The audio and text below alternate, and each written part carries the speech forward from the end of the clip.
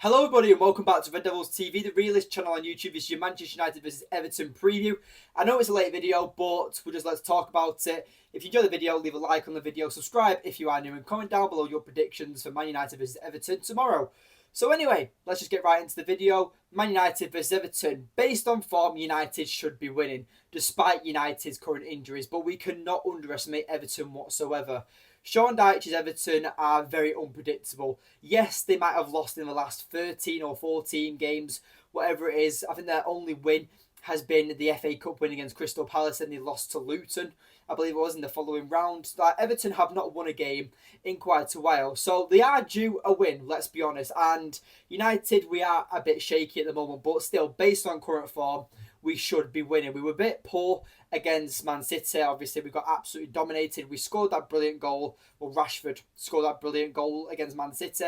But apart from that, we didn't really create or actually pose any threat towards Manchester City. So hopefully we can do something against Everton at Old Trafford tomorrow. I am going to be at the game as well. So if you are going to the game, come and say hi to me. I'll be at the United content creator bit near the hot dog stand at the front of the stadium.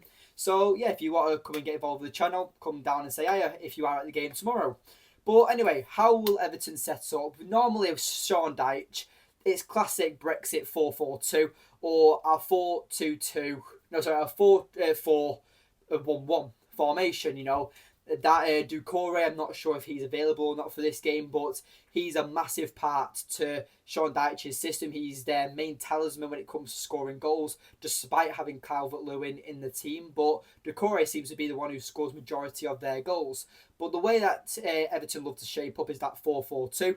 But in the advanced one, where they're attacking, is normally the 4-4-1-1, where the secondary striker, the second striker becomes almost a secondary striker, like a centre forward or attacking midfielder, maybe kind of like a false nine type role. But at the end of the day, I'm not worried for this one. Who would you say the main threats are? I've kind of already mentioned it, Doucouré, but we also have to be careful of Branthwaite as well. I mean, this guy, looks absolutely like the real deal. You know, no doubt a lot of Premier League clubs or even clubs in Europe might be after his signature for this summer because, you know, he's very young. He's got a lot of potential. No doubt he might even be in the England Euros squad for the Euros this summer.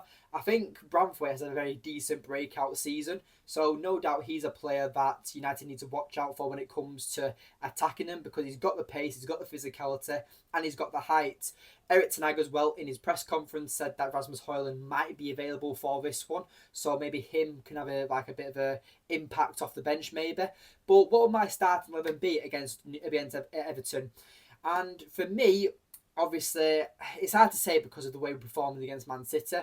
But do I like that compact form in midfield? No, not really. I don't think Scott McTominay did enough against City. You know, we've explained this channel so much. The importance of Scott McTominay is him being an impact player, not a starting 11 player. He impacts the game coming off the bench as one of Eric Ten Hag's first choices off the bench, and he impacts games in his own way. But when it comes to helping build up in possession, when it comes to help creating chances, he's not the best, let's be honest. And I think in a game like Everton, you know, we don't really need that extra physicality in that midfield. I think we've got a perfect midfield three of Mainu, Casemiro, and Bruno Fernandes. Bruno Fernandes is very frustrated at the moment, but I think he's due a very good game. And I practically say this every single preview, but you know, the laws of averages, eventually I'll get it right and Bruno Fernandes will have a man of the match performance, and hopefully that is tomorrow against Everton because we know what he can do when he's at his best. He can cut open a defence with one pass. He's relentless. You know, Bruno Fernandes is a very good player, but this season he's just not been it, and a lot of people are now questioning, did Eric Ten Hag make the right decision when it comes to making Bruno Fernandes captain? But at the end of the day, what do I think the scoreline will be? I personally believe that with the way we're performing, I'd be over the moon with a 2-0 victory. I think getting a clean sheet and trying to get back that goal difference is massive because right now I think we're back down to a -2. So if we could win 2-0 and have a convincing win, that would take a lot of fans and a lot of pressure off Eric Ten Hag. It would also make our goal difference balanced at a clean neutral 0. So I think that'd be a great performance for United if we can. But yeah, I didn't even mention the rest of the starting 11. Obviously, Andre Onana in net, Dalot I'm going to go for Johnny Evans, Varane and Lindelof. I think that's the back four we can only go for at this moment in time. Malacia is back in training, but I don't think he'll be fit. There's been no mention of Luke Shaw either. The midfield three we've already said. And the front three, it is a tough one. But I'd personally go for Antony, Rashford and Garnacho. That's what I would go for. Because Antony, he seemed to do all right against Man City when he came on. Didn't really do enough. But he did have a few chances. And I think he's now due. While Rasmus Hojlund is still coming back from injury as well, we need that extra firepower up front. And I think we've got a good enough defence and I think we've got a good enough midfield to hold off Everton. So I think having a front three of a team like that would be the perfect option. And we've seen Garnacho play a lot on the right wing this season. So maybe even him and Antony can interchange. And Antony might even be seen on the left wing tomorrow afternoon against Everton. You know, maybe we could whip in a few crosses for people running into the box. You know, it could be a new tactic that Eric Ten Hag wants to try, but I don't think he'll go for the four in midfield like he did against Man City. So we'll have to see, because we have got a massive game against Liverpool in the FA Cup. That is practically going to be our biggest game of the season, because Liverpool, obviously, they're going for all the trophies that they're currently available, and they've already won the Carabao Cup. They're in the title race.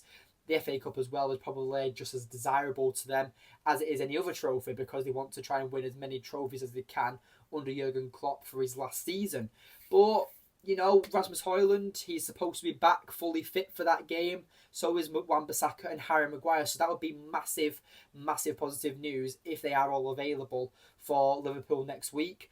But I think this is also a game that needs to be decided, it needs to be treated as a cup final, because we need to get top four to keep Eric Ten Hag's job. I mean, we made a video last night about Eric Ten Hag's future, Eric Ten Hag in or out, and me and Ben, who was my guest on that video, we both came to the conclusion that Eric Ten Hag, his contract expires in 2025, and for us, we believe that having Eric Ten Hag stay until the end of his contract and maybe trying to earn that contract extension is the best solution for Manchester United, for Sir Jim Ratcliffe and Eric Ten Hag. So let me know your thoughts in the comments down below if you made it this far into the video. But anyway, thank you for watching. Leave a like on the video and comment down below your predictions for Everton tomorrow afternoon. But thank you for watching. I'll see you in the next one. Take care.